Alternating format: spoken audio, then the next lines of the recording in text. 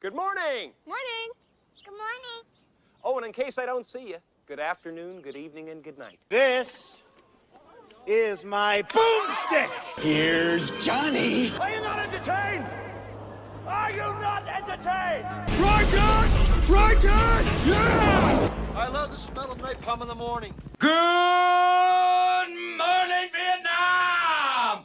Houston, we have a problem. The first rule of Fight Club is you do not talk about Fight Club. All right. Welcome in, ladies and gentlemen, to Those Film Nerds podcast. As always, my name is willspalding. I'll be your host for today, and I am, just as always, joined by my co-host, Sam Dierberger. Sam, what's going on? You know, we're hanging in there. Good. Good. You know, we're back in our adoptive home states. Yep, we are. So far. You know, freedom where, you know, the movie theaters aren't closed down at, or I guess constricted to 25% capacity anymore. Sure. So that's exciting. So yes. Yeah, I was looking at showtimes today of the theater nearest me. You know, there's still not really anything out that I would super want to see, but I was still looking at showtimes, which was kind of cool. Yeah. Well, I mean, Monster Hunter should be a masterpiece. Yeah, I mean, you can just tell by that title. What else do you got? You got Fatale,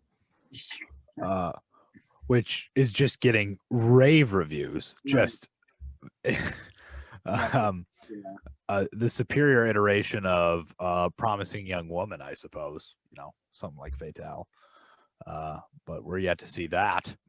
It's getting a 2.3 on Letterboxd, so you can't do much better than that.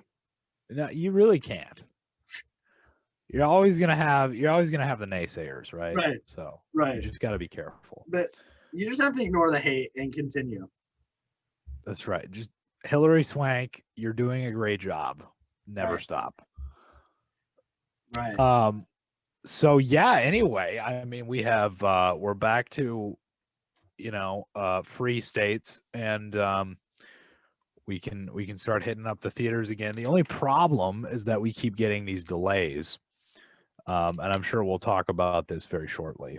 Yeah. But we're gonna talk some industry news. But Sam, before that, or before we talk industry news, before we talk the movie of the week, what is the movie of the week? This week we will be talking about Minari. What a wonderful day to be in the house of the Lord. If you're here with us for the first time, please stand. What a beautiful family. Glad you're here. How's your daddy like that new car? He draws things good, does things right. Yes. Here we go, Minari. Wow. Yeah. We'll get into that later, but as you were kind of hinting at, Sam, let's get some industry news. I know exactly what you were just about to talk about, so why don't you just get into it? Yeah, absolutely. So, I mean, the big one that this isn't even what I had prepared to talk about, but I came across this offhandedly. No Time to Die, which, you know, some of you might remember. There was a new James Bond movie coming out. I haven't heard of it. What is this? Just, like almost a year ago now, there was a new James Bond movie coming out, and people were pretty excited for it, because it's James Bond. It's called No Time to Die. Billie Eilish did the like signature song for the film, which has been out for over a year now.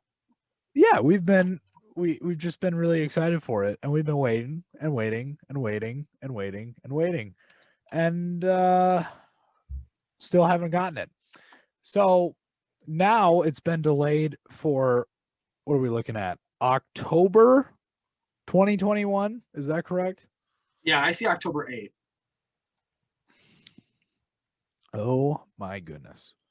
Yeah, I mean, it's crazy because it was originally slated for May 2020. I want to say it was April even. April. I think it was like April 10th, 2020. No. Scheduled for release, we forgot, Will. 8th of November, 2019.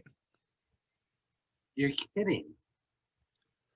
Not, So wow. with an October Well. 2021 release, it is just short of 2 years. Oh, don't worry, Sam. We'll prolong that even further. Just We'll keep get to pushing it August. back. We'll get to early September, and then it'll be, April next year will do. April 2022 will be just fine. Yeah. I mean, well, we don't know when we're going to get the vaccine. I mean, really get the vaccine, right? But yeah, so there's that. I mean, we haven't really talked about James Bond on the show before, but personally, I know nothing about James Bond. I've seen a couple of them, I think. I like Daniel Craig. I think he's absolutely magnetic on the screen, but it's not like this is something I'm itching to see. It's just that it's annoying that it hasn't been released yet. Like, I feel bad for the people who are excited for this, We talked early in this podcast's inception that Tenet was kind of the face of the COVID movies that we're trying to get out, and I think that has shifted to No Time to Die. Right. I mean, the only difference is Tenet was brave, it only got pushed back like twice, and in total it got pushed back about 2 months. We weren't talking about a major difference, but yeah, so that's too bad. I personally have some better news about some projects that are in the works. Yeah, absolutely. I don't know about you. The first one I have is kind of a weird one. Kenneth Branagh, who is kind of a prolific English actor that you might be aware of. I know Will's aware of him. He's been slated to play United Kingdom Prime Minister Boris Johnson in a 5-episode miniseries about the UK government's reaction to the early days of the pandemic. So we are already making projects about the dumpster fire that was 2020. What do you make of this, Will? Well, I should say, like you said, I love Kenneth Branagh. I cannot wait to see Death on the Nile. I hope that gets released. Yeah, that's another one that's been pushed. So in terms of him, I'm all for this. In terms of the project, that it still interests me actually. I love British people, for one. I think all of you are great. So that interests me. But yeah, I think this definitely has potential to be interesting. Will it kind of have a West Wing feel, or will it just kind of do its own thing? I don't know. But yeah, that interests me for sure. Yeah, it's a strange one, and you got to wonder, it's going to be blending, fiction with reality. The question is, how much are we blending here? Right. And how many details do we really have now? That's the thing about biopics, is you need the topic of it needs to breathe a little bit for several years so that you can collect all the details. But nope, they're going on ahead with it. The second piece of news is John Boyega. Speaking of British people, John Boyega and Robert De Niro will be starring in a new crime drama called The Formula, and this is going to be a Netflix production with Gerard McMurray at the helm, who directed The First Purge.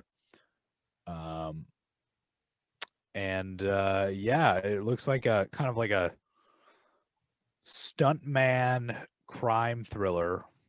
Not Drive by Ryan Gosling, but something in that genre, I guess.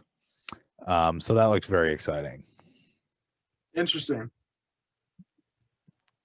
And Robert De Niro is not slowing down. He's not slowing down. No, that man refuses to not be able to work. I think he just doesn't know what he's going to do with himself. Right. But we know he's listening, so we love you, Bob. We do. We do. And finally, Disney is making another Peter Pan adaptation. Oh no. Because, why not? Why not? But the only reason I would mention this, ordinarily, I wouldn't care. Whatever crap Disney wants to remake and push out every 2 months, it's fine. They can do what they want to do. I'm not going to watch it. But I just think this is perfect casting. Okay, are you ready for this?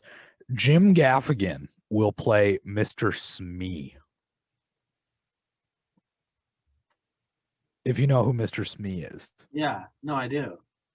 Yes. Well, for everyone who doesn't, he's kind of a sidekick to Captain Hook, is he not? Mm-hmm. Mm-hmm. Okay. But like a very kind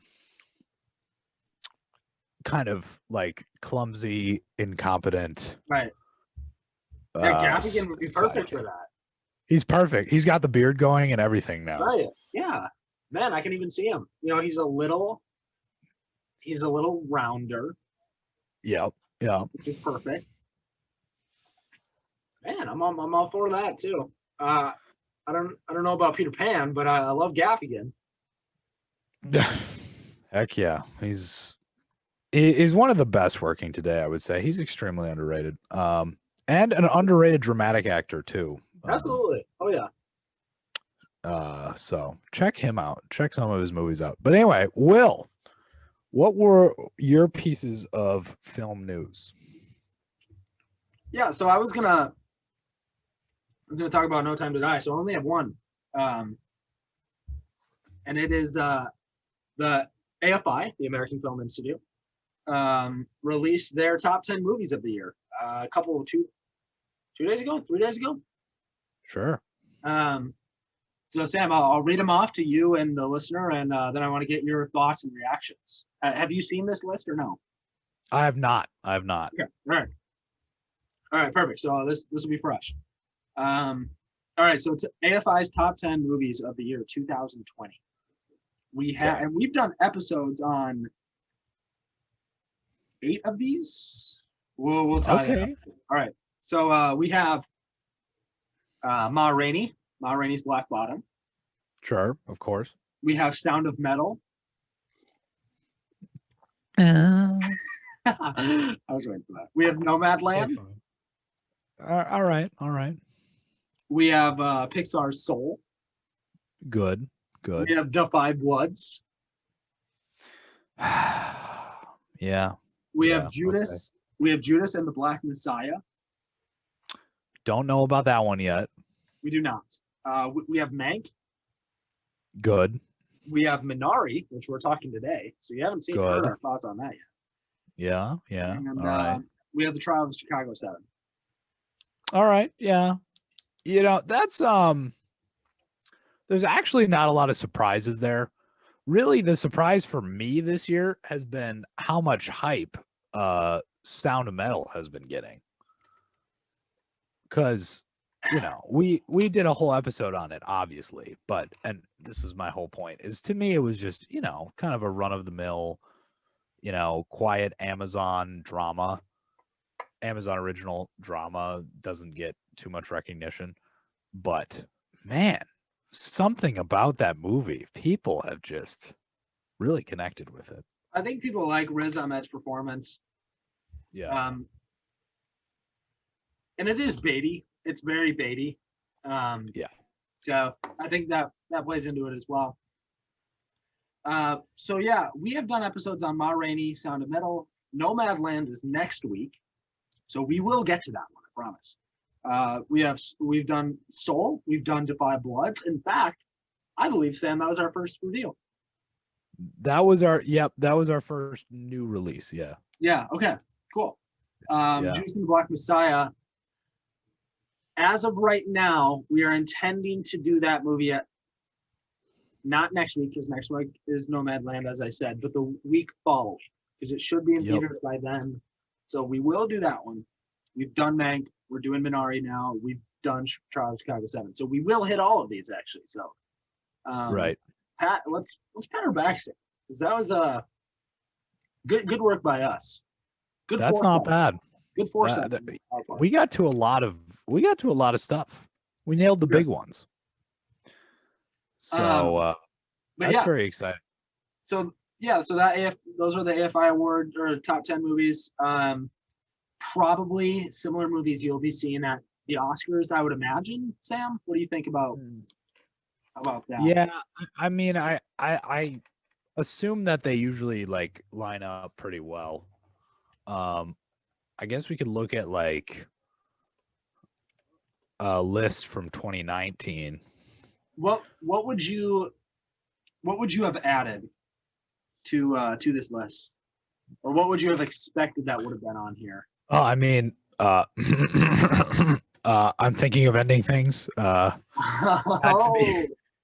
to be true. I don't know why it's not getting the appraisal and the Oscar buzz that it deserves. I understand that it's it's pretty Kaufman. high level. It's and Kaufman. pretty. That's the reason.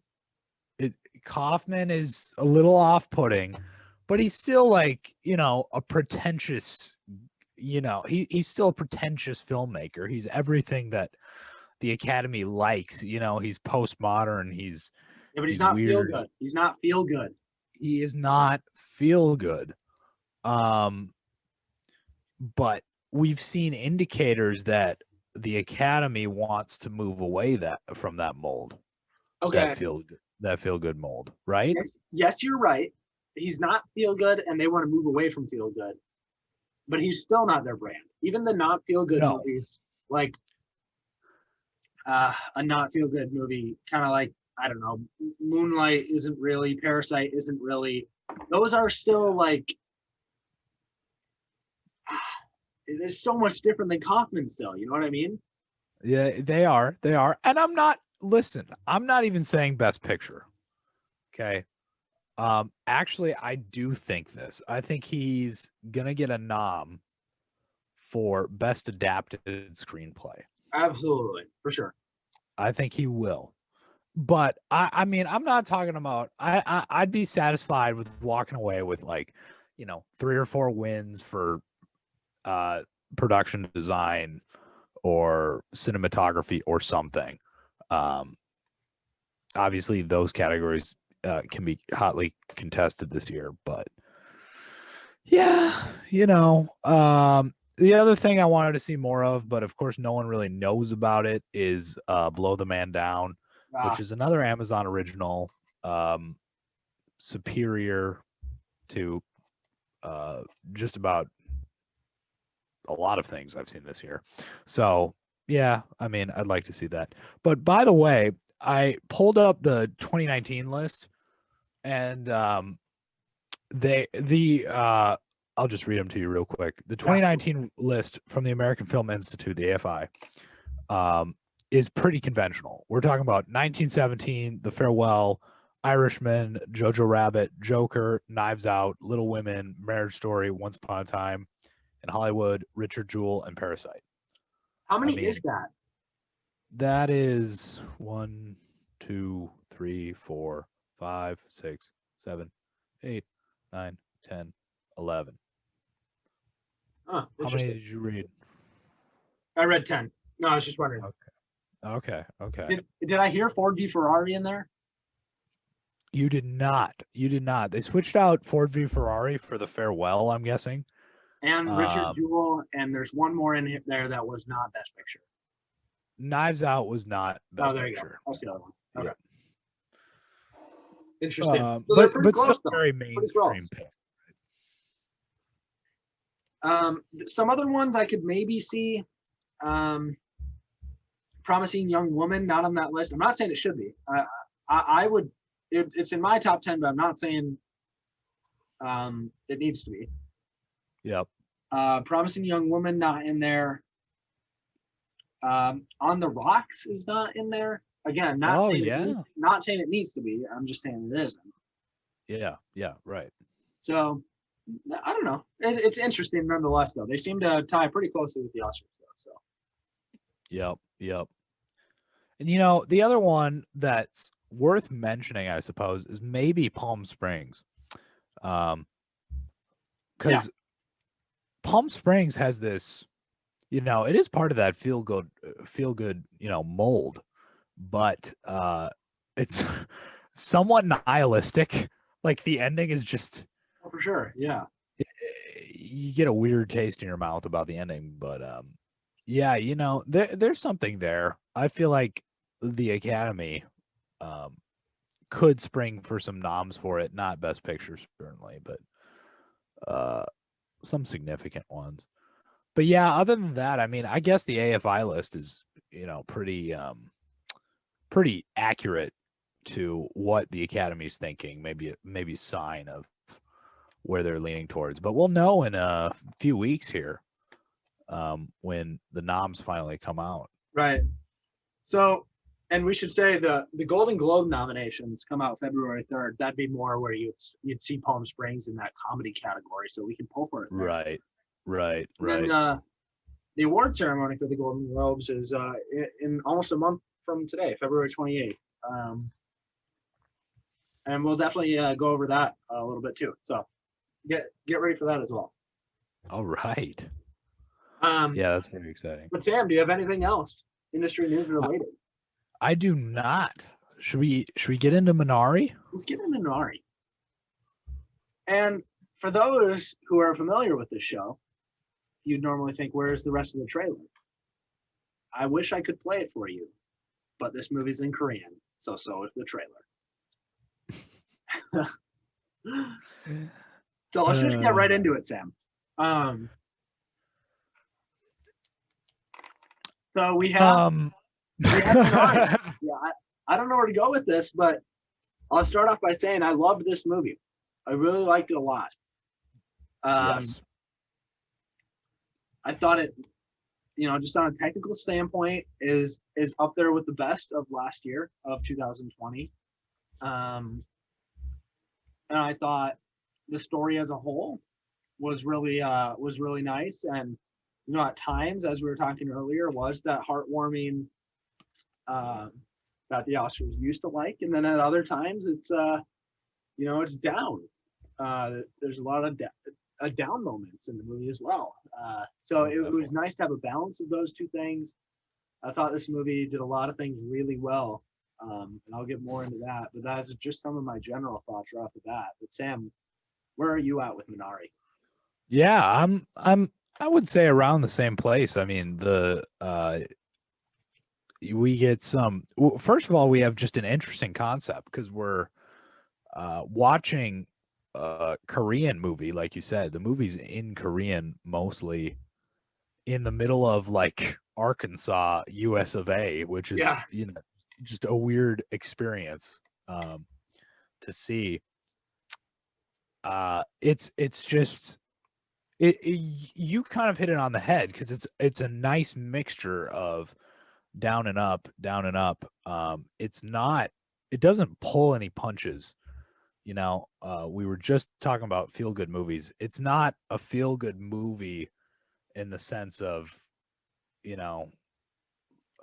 like, oh, everything works out and everything's great. But it's also not, I don't know, Pieces of a Woman where we're just left utterly depressed afterwards. It's very lifelike, it's very lifelike in that way. Sam, this is unrelated to Minari, but I have not thought about Pieces of a Woman one time since we reviewed that a couple weeks ago. So that tells you how memorable that movie was. But yeah, so Minari, I think we're both on the same platform then. Really, really great movie. Not necessarily a surprise because I knew I was going to like it. I knew it was going to be great. Yeah. I thought the performances were fantastic. I thought, Stephen Yen, he was great. I thought the grandmother was awesome. And even the little kid, David, I believe the character's name is.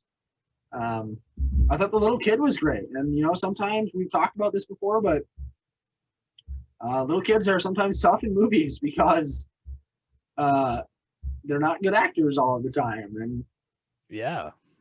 again, he's speaking in Korean for a good majority of the movie. I'm not a great Korean actor or coach, but I thought he was very good. So that was good to see as well. And Alan Kim is the little kid's name. So good on you, Yeah. Alan. Keep it up, bud. Yeah, I thought there was a lot to enjoy in Minari. I guess let's just break it down from the beginning to the end, Sam. You wanna start us off then?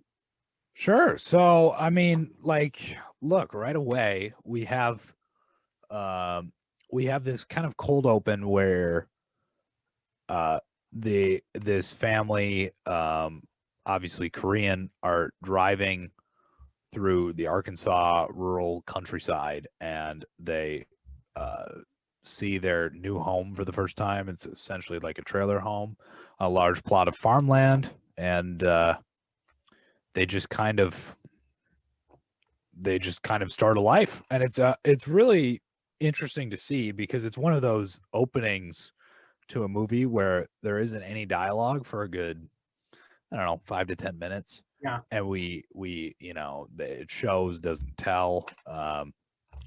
And it was also interesting too, because we will touch on this frequently, but the relationship between Jacob and Monica, the parents, is immediately shown. It's immediately represented as soon as we show up to the house, because immediately Monica is not on board with the house that Jacob chose for them to start their new life. Yeah, there's immediate tension right away.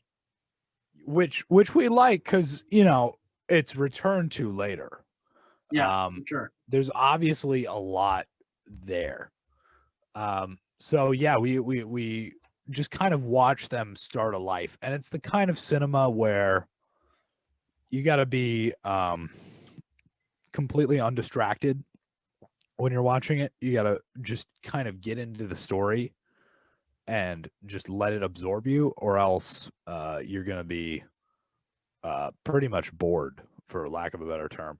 But I was able to get engaged right away, and then the story starts to just unfold, and it's kind of slice of life, and it's an interesting situation to watch unfold.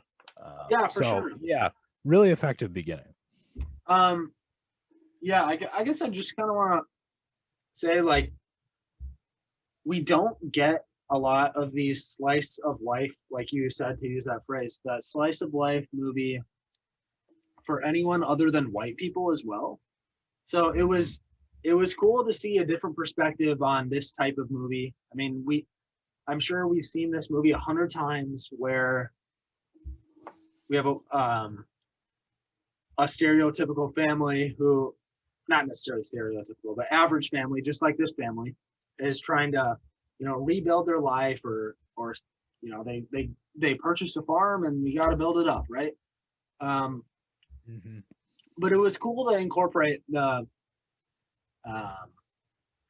all the Korean aspects of it as well, of immigration, and they just want to have the American dream as well, but it's a little bit harder for them because they don't know American culture that well, and they don't know anyone in the United States very well. So that was definitely interesting to also see that perspective, or also see that side of the movie, other than just a family on a farm movie that we've seen 100 times. But I believe as well, I think this is sort of autobiographical by the director, because Lee Isaac Chung, I think, is from Korea, and he came over to the United States when he was a little boy. Yeah. Which is interesting enough. Yeah, that's, it's cool to see. And I will push back on you a little bit, because what I was immediately surprised by in this movie was the lack of I guess when I was going into it, you read the premise, and your immediate thought is, oh, it's going to be a movie about the discrimination and hardships they faced as a result of being immigrants to a new country, which is a worthwhile story to tell. It's just been told so many times. You know what I mean? Yeah.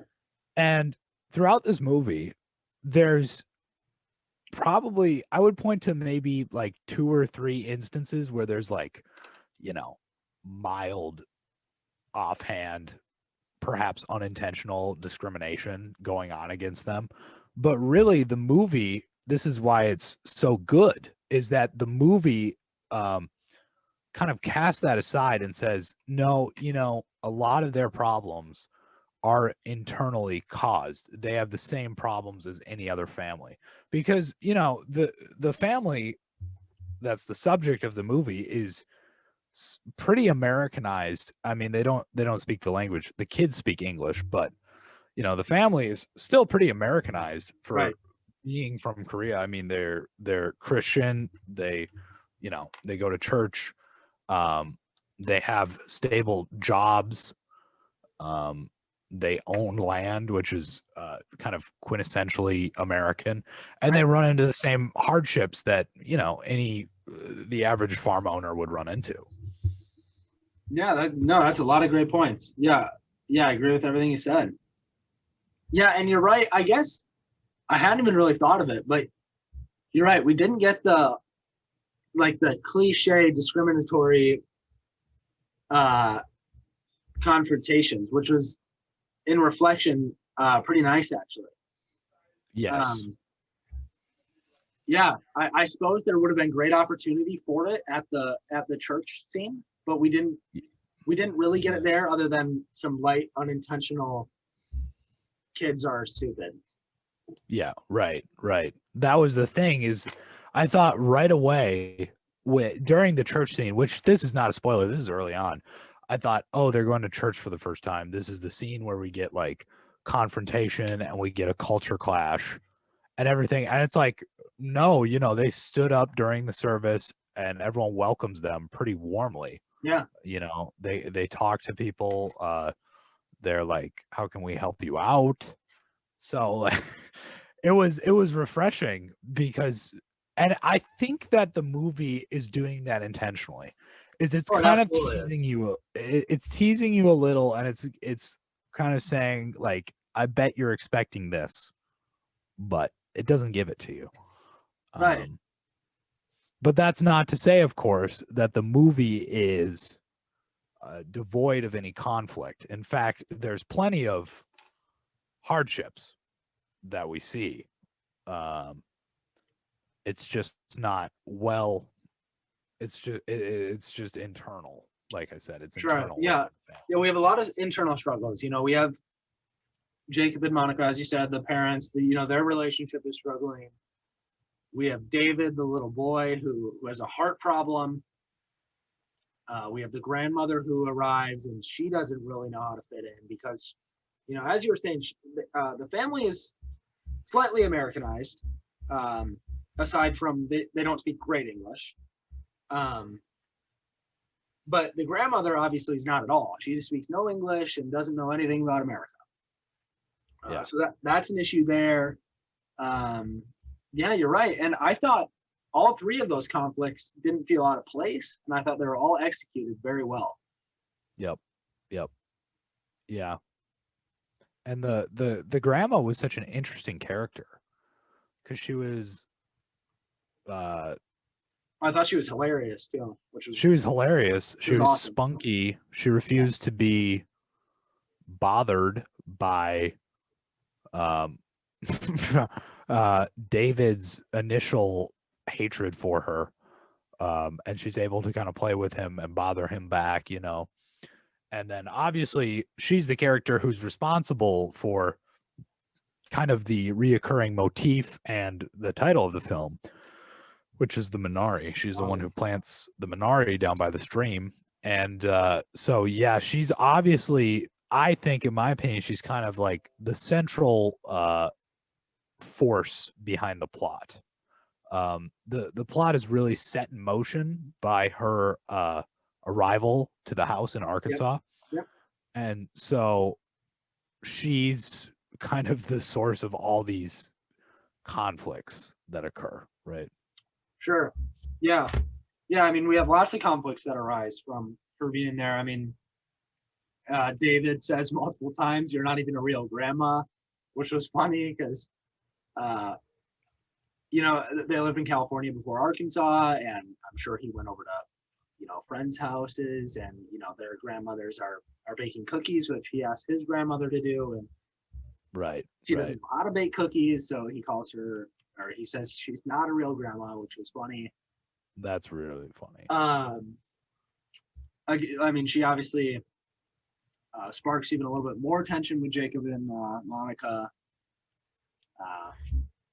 And I think, their Jacob and Monica's relationship is where the movie super succeeds for me.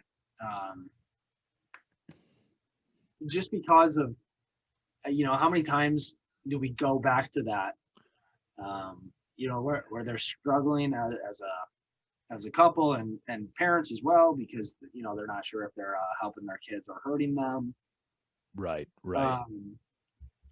And we get to see, are they, is Jacob being a good husband, or is Monica being a good wife? So yeah, I think that plays out nicely on screen. And let's get into spoilers too. Yeah. The spoilers for Minari. There's not a super ton to spoil, but go check it out anyway and come back. So spoilers. And we even get the conflict of, they might be separating and who's going to take the kids. And that was a super dramatic moment. And yes. Moments. I mean, we talk about it multiple times. Yeah, I mean, there's something about divorce that is just even more gut-wrenching to watch on screen when there's, kids involved. And we saw this probably most eloquently kind of illustrated by Marriage Story in 2019. But yeah, so there's this, for probably the last half of Minari, there's this overhanging cloud of possibility of a divorce between Jacob and Monica, or certainly a separation where the kids have to decide who they want to go with. And we kind of have Jacob kind of playing this kind of archetypal role of, the overworked father who is kind of putting, I guess, economic prosperity over family connections. And then, of course, you see this in all kinds of movies, but when he's put in conflict with the rest of the family, specifically Monica, his response is always, "I'm working for the betterment of our family so we can succeed." Right. And then Monica kind of essentially says in response, like, "Well, we're not going to succeed as a family if you don't make an effort to connect with all of us." And there's a lot of solid symbolism in this movie, like really, really effectively done. But for me, the most, I would say, effective of all of them was when Jacob starts using the tap water to water the crops. You think about water as a symbol, like water is such an essential thing for life, right? And he's kind of stripping the family away of that life source in order to water the crops and help them survive. So it's paradoxical and it's very well done. Sure, absolutely. I wanted to get into a couple more scenes that stuck out to me. There's a couple that stand out in my mind of, as I'm watching this movie, I'm thinking, that's one of the best scenes of the year. This is one of my favorite scenes of the year. Yeah. The first one that really sold me on this movie is it's very early on, and Jacob and Monica work at this chicken sort of place where they have to, essentially they sit and they just check the gender of the chickens to determine, apparently males don't taste great. So they get rid of the males. and Jacob's fast at it, so he and David go outside, and David's running around, and we're not sure why, but Jacob's kind of telling him to stop for some reason. We assume it's something medical, but we're not quite sure yet. Right. And David asks his father, what happens to the chickens that you throw out, or essentially, and Jacob basically has to explain what death is, and that scene really stuck out to me as like that was really great. And how do you tell this 5-year-old ish what death is without or tell him what he's asking without completely confusing him or like I don't know, destroying his heart. So that was a great scene. Yeah, I mean, and it's especially prevalent for the character of David, right? Because there's one point where Monica makes this comment like his medical condition is so serious that he could die at a moment's notice. Right. Yeah. Like, he's literally one heartbeat away, which, I mean, I guess we're all one heartbeat away technically, but yeah, so there's also this kind of thing that nags you as you're watching this movie throughout, which is as we learn more and more about David's condition, I'm also like, oh man, are they going to kill off David now too? Right. So there was that, and I agree with you. There's that scene where he has to explain death to David is pretty substantial. Also, I thought it was interesting that they chose. I think they're saying something about gender roles when when the director chose to make chicken sexing be the parents' job, right? The males get tossed into a furnace and the females end up being eaten. Right. I don't know what that means, but there has to be something there because there's a million different manual labor jobs that this guy Lee Isaac Chung could have had the parents do. Right. But he chose chicken sexing, differentiating between males and females. There's something there.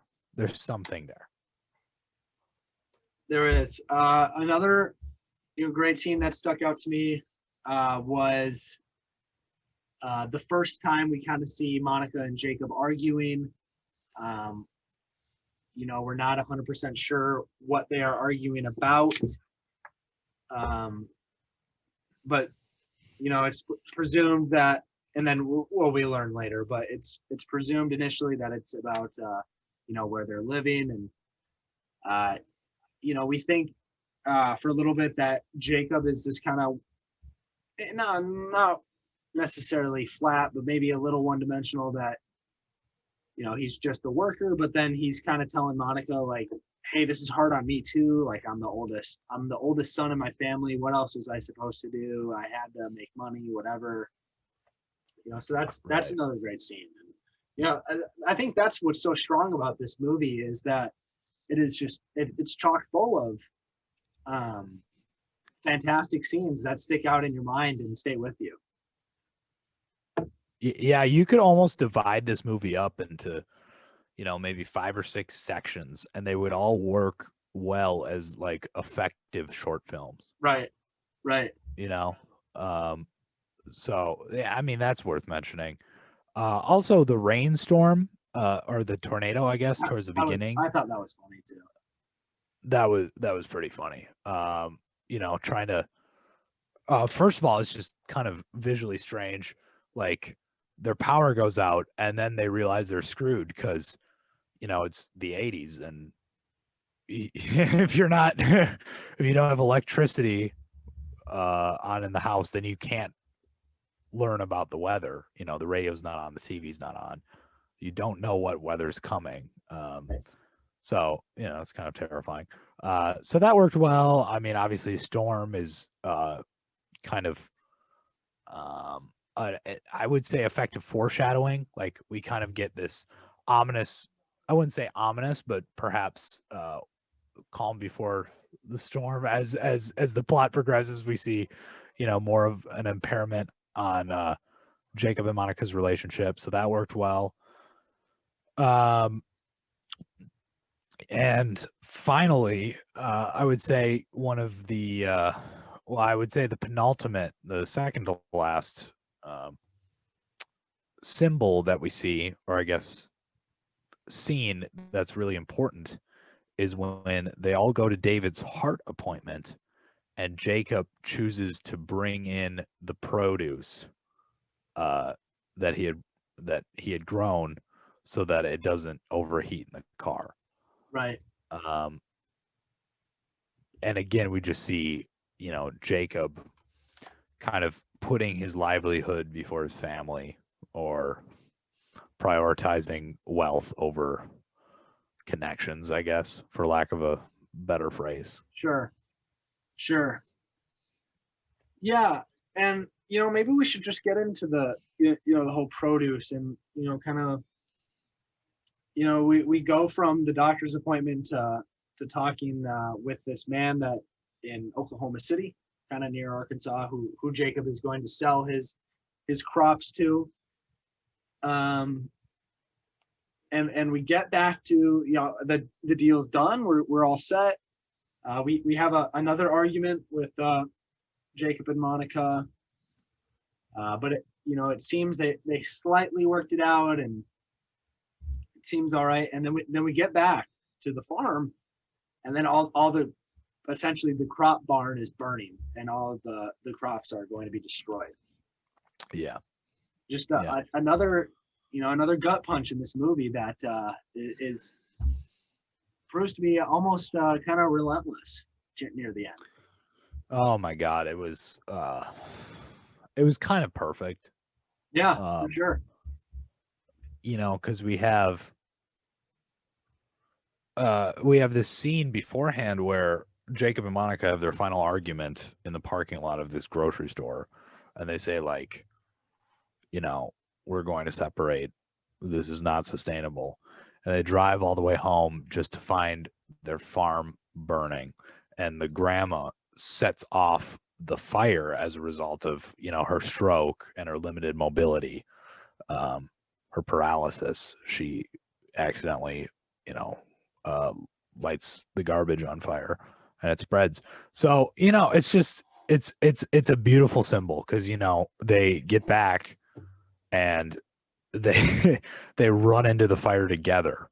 Right. She runs in after him, and it's kind of a realization of, like, whether we like it or not, we're inextricably linked now. Yeah. Our dreams are now the same. Our goals they're going to stay the same. And, it's a beautiful way to kind of close out the movie. This is kind of where I get into some nitpicks. I mean, the ending did drag a little longer than I thought it should have. Obviously collecting the Minari after that scene a good while later, I guess was necessary, given that it's the title of the film, but Right. also it was a little overlong. I don't know if you had the same thought. Yeah, maybe a little. It closes in on 2 hours. You could probably shave off 7 minutes, but 7 to 10. But we say that about every movie, so it's Yeah, definitely. So yeah, they might have been able to wrap it up a little sooner, but there isn't much that I would have cut out of this, though. To be fair, if you would have said cut 10 minutes, I wouldn't have known what to do with that 10. So I suppose in the long run, it made sense, and I thought it worked well. Yeah, I agree. I mean, I would shave off time, but it would be, there's not one particular scene where I'm like, oh, that can go. Right. You know what I mean? It's Sure. like, just overall, it felt overlong, but I guess I would shave off a little bit from each individual scene. That I think that would be the only method. But again, that's a nitpick. I mean, obviously, this is a very, very solid movie. Right. And yeah. I mean, is there anything else we're missing? So so we're gonna talk. Just in a bit, we'll get to wrap up thoughts, Oscar talk. We'll get to star ratings, and we'll hit recommend. But I do want to get your opinion on one more thing, and that is the character of Paul. Yes. We haven't talked. Yes. We haven't even mentioned him. Kind of a side character, but what does he represent? How is he used? What do you think about him? Man, Paul is a head scratcher. My immediate first thought when I saw him was he's shifty, like he's some sort of antagonist. For sure. I thought he was going to slide in and screw him somehow. Extremely positive. He's fanatical about religion. In fact, we have this very strange scene, right, where they're driving home from church one Sunday and they see Paul on the side of the road, presumably walking like miles and miles with a cross over his shoulder, literally bearing a cross. And he says he does it every Sunday. I just think that shows that, in the United States, in America, there's so many different ways to express everything about your life. And that's just, I think Paul is kind of that character for this family that, they have a friend, but, maybe he's shying towards acquaintance, and he just kind of shows them that there's not one way to do things almost. I think he serves as perhaps a reminder in some ways. In a weird way, he's kind of a beacon to the family, because he's a consistent reminder that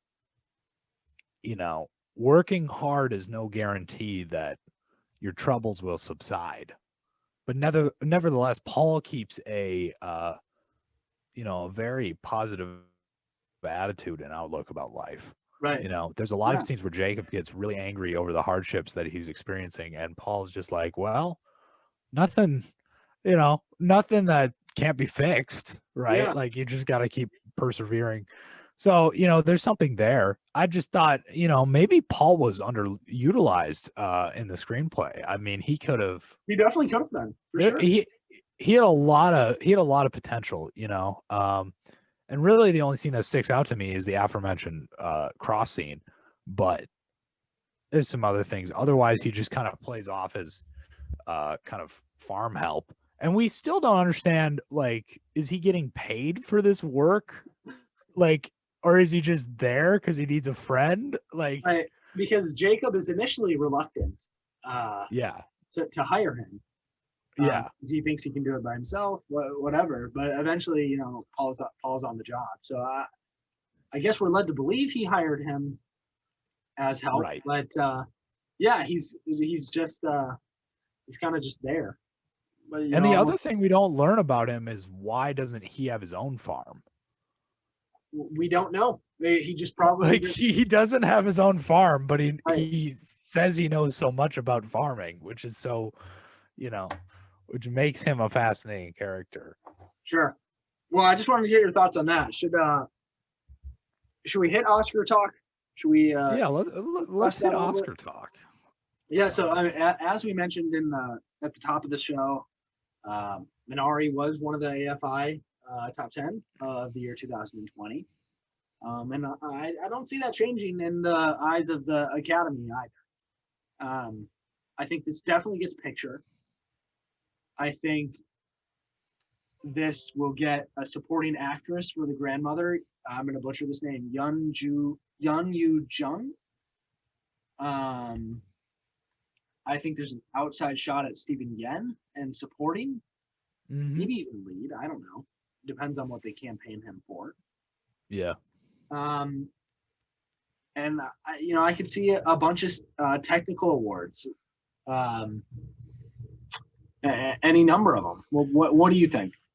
Absolutely, I would say original screenplay for Chung. Okay. Because you know, they like the writer director, and obviously, like we mentioned before, Minari is definitely a passion project for him. Yeah. It's kind of inspired by his own upbringing. Plus, it's an immigrant story, so that's something. Like the the Academy fawns over that. You know, if he honestly, I think it's in the top 3 for a favorite to win Best Picture. I really do. 'Cause Really? it has the right formula. That is interesting. But the question is the Academy willing to go for a Korean film 2 years in a row? I think the answer is no, which is unfortunate, but Yeah. I just don't see that. I mean, I could totally, when I was watching this, I was like, this is one of the better Oscar baity films I've seen, because it's Oscar baity, but it's sophisticated about it. Right, for sure. It knows what it's doing. Yeah, I'm So- looking at Gold Derby right now. Gold Derby Yeah. has Lee Isaac Chung as at director at number 4 too, so that's cool. We unfortunately have Yen just outside of the actor category. Okay. We do have the grandmother in the top 5 for supporting actress. Okay. Let's see an original screenplay. Yeah, there you go. Minari sitting at number 2. Yeah. Yeah. So What's that number 1? Trial at the Chicago Southern. Okay, yeah, that makes sense. So yeah, you know, I think this will be this is obviously going to be a major player at the Oscars. We're definitely going to have to keep this on the lookout. And I hope it does well, because it deserves it. It definitely deserves it. For sure. Yeah, I could see it. So yeah, should we talk about where you want to do star ratings first? Yeah, I just want to quick give my wrap up thoughts, and then Yeah, sure. I'm sure we'll get into star ratings. This Minari, I just think is, this has been said 1,000 times, but I think it's a nice example of the American dream, and one that, we might not typically see all that often. I think it perfectly handles all of its conflict, like you were saying, Sam, and I think it's a beautiful beautiful looking, and then it's beautiful on an emotional level, as we're taking on this roller coaster with this family, and I loved every part of it. So Yeah. So star rating, 1 out of 5. It's There we go. gotten a little harsh for you, hasn't it? Yeah. It's down there though. So. Don't be deceived. 1 out of 5 is a good rating. No, I'm kidding. If you have any wrap up thoughts, go for it. But give a star rating, and I'll follow you with mine. Yeah. I mean, like you said, it's a type of story about the American dream that we don't see a whole lot, and I like it because it's not a typical immigrant movie where we just see discrimination, and how terrible life is in America because of the people that populate it. And all of those stories are valid. I'm not saying any of those are not valid, but it just gets boring to watch after a while. But it kind of tells us, there's a fundamental struggle to humanity, and no matter where you go, you can't outrun problems. So yeah, and the performances are great. The cinematography is incredible. I felt it was a little dry at points. I thought it was a little overlong. So I'm going to give Minari a high 3.5 out of 5, bordering on a 4 out of 5. I mean, it's very solid. I would not be upset if it walked away with Best Picture. I understand that it's an outside chance, but I'd be okay with it because I know you're very high on it in terms of ranking this year. Right. Or Um, say for 2020. I want to hear where is this at in your 2020? Did it crack the top 10? It did crack the top 10. It's Okay, sitting cool. at number 9 right All right, now. good. I think, I think it should. Yeah, it's better than Palm Springs, definitely. And it moved. So we're moving it up to 8. We're moving Cool. it up to 8. Nice. Yeah. About 2 weeks ago, I kind of went on my final tear through 2020 movies. I watched a bunch, and like one day I saw Nomadland, Minari, Promising Young Woman, and this is better than all of those. So this is my favorite movie of 2020. Wow. And I'm giving it 4.5. Something spoke to me about it, and I really loved it. So Minari gets a strong recommend from both of us. Mhm. Yeah, and so much for our 2020 wrapped episode, I guess. Right, I know. We Well, that's pushed all that pretty out. outdated now. We pushed that out a little early, but we did not want to talk about the George Clooney space movie that I can't even remember its name. Shoot, it would have been a funny joke if I had made it, but yeah, we're shoot, what was it called? The Midnight Sky. Oh, there it is, The Midnight Sky. Yeah. Oh, That was barely we'll worth leave it at this. You're putting on welcome. film. You're welcome. You're welcome. We spared you all. So yeah, and I mean so for us, Minari gets a strong recommend. Yes. Still though, I think there's a lot of good information on the 2020 wrapped episode. Give that a listen. Oh, for sure. And then just And insert. we'll be doing an extensive Oscar episode in the Yes, we coming will. months. So We're excited for Very that. exciting. We're excited for that. very So exciting stuff. before we get into recommends, I just want to remind everyone, Chloe Zhao's Nomadland next week. Go seek that out. Or if you've already seen it, perfect. Email us in at thosefilmnerds and we'll at Gmail. And we'll be excited to hear your guys' thoughts as well. But Sam, should we talk about some recommends for the week? Some recommendations? Yes. Go ahead. I want to recommend one of my favorite movies of all time that I just rewatched the other night. And that is Peter Weir's The Truman Show. Ooh. It's good enough to where a whole syndrome is named after it. Yeah, literally. Yeah. So everyone should check out The Truman Show. I think it's probably Jim Carrey's best performance. Yeah. He still gets to be his same goofy, kind of funny self in a more focused movie, if I could use that word. Right.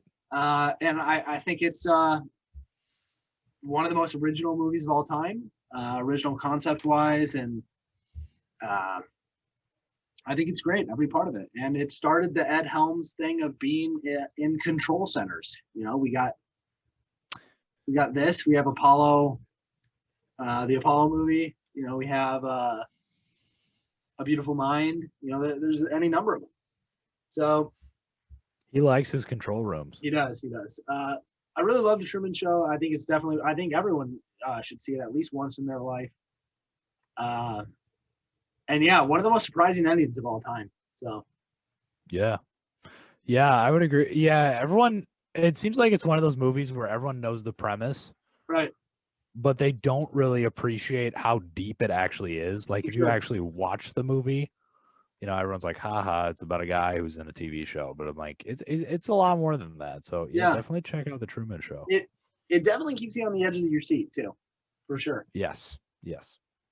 Of course. But Sam, what's your My recommend is a little unconventional this week. Okay, we're talking about. I'm going to recommend a Letterboxd user. Oh, Okay.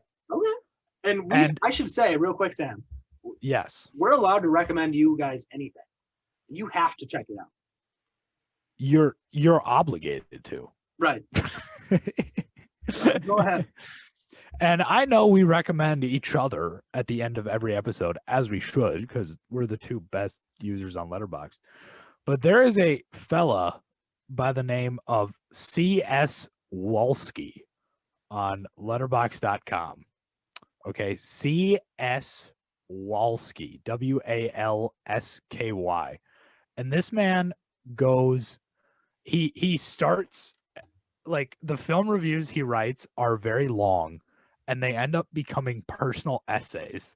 So he usually uses the movie as like a jumping point, like a jumping off point, and then he goes into a long, comedic, absolutely side-splittingly hilarious rant about something that happened to him. I'm talking specifically about his most recent work, which is on Wonder Woman 1984. It is incredible. And I earned a follow actually because I commented and I said, like, you know, this review is a masterpiece, like good work. So I want everyone who's on Letterboxd to check out C.S. Walsky because this man is a genius. That's funny. You know, I was literally just clicked on his pinned reviews. Yes. Which the top one is No Country for Old Men, so it's just the most easily accessible. I'm just skimming through it, and he's just ranting about social medias, which is yes. That one is probably his best one. It's his most famous. It's funny.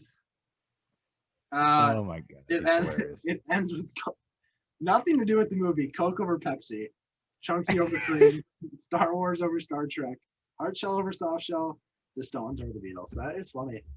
C.S. Walsky, you have earned yourself a follow, my friend. Yes. That's funny. Good, Sam. Good recommend. I like that unconventional recommendation.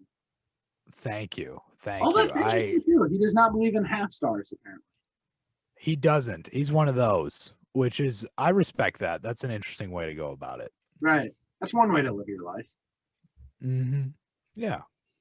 All right. Well, cool. So The Truman Show and C.S. Walsky on Letterboxd. But Sam, as well as looking for C.S. Walsky, where can I find you on Letterboxd? If you're looking, you can find me on letterboxd.com/sjdierberger. And where can I find you, Will? You can find me on Letterboxd at willspalding, and you can find us in Arkansas starting a Korean vegetable farm. But if you're not down in Arkansas, you can always find us at anchor.fm/thosefilmnerds and thosefilmnerds on all podcast platforms and YouTube, and thosefilmnerds on Instagram and thosefilmnerds@gmail.com. So email any show related or movie related or anything related things in, and we'll get back to you, and it'll be a good time. But Sam, until next time. Keep watching movies, everyone. Have a great week. Thanks for listening. Ever thought about making a podcast? Well, Anchor is the easiest and simplest way to do so. Let me explain. For starters, it's free. There's also creation tools that allow you to record and edit your podcast right from your phone, laptop, or computer. Anchor will also distribute your podcast for you, so it can be heard on multiple platforms such as Spotify, Apple Podcast, Google Podcasts, and much, much more. You can also make money from your podcast with no minimum listenership. It's everything you need in a podcast in one place. So give it a try.